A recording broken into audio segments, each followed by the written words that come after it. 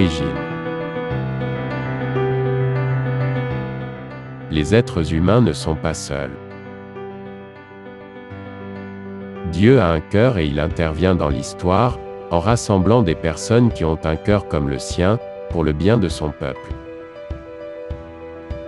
Dieu nous aime sans condition et cet amour est vécu plus profondément dans la relation et l'attention mutuelle entre toutes les personnes.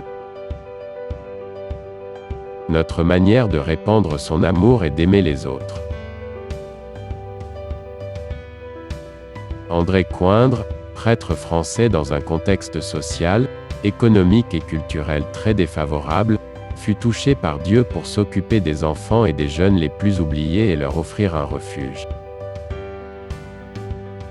Il vécut une expérience personnelle de rencontre avec le Christ, en la personne des jeunes qui se trouvaient dans les prisons de Lyon, garçons et filles pauvres et orphelins, ou qui erraient dans les rues de cette ville et étaient ainsi terrain de délinquance. C'est là que naquit l'appel de Dieu. André n'était pas seul.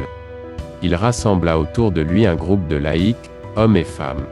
Avec le temps, il découvrit que Dieu voulait quelque chose de plus de leur part et il les invita à devenir religieuses et religieux, consacrés à Dieu.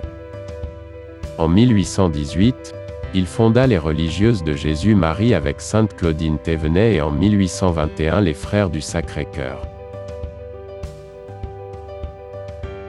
Le père André mourut jeune, livré jusqu'au bout. Son œuvre, incomplète, était en passe de disparaître, mais Dieu n'abandonne pas son peuple. Il trouva un autre homme pour continuer son œuvre, le frère Polycarpe. Frère Polycarpe était enseignant dans un village des contreforts des Alpes françaises. Il se sentit appelé à donner toute sa vie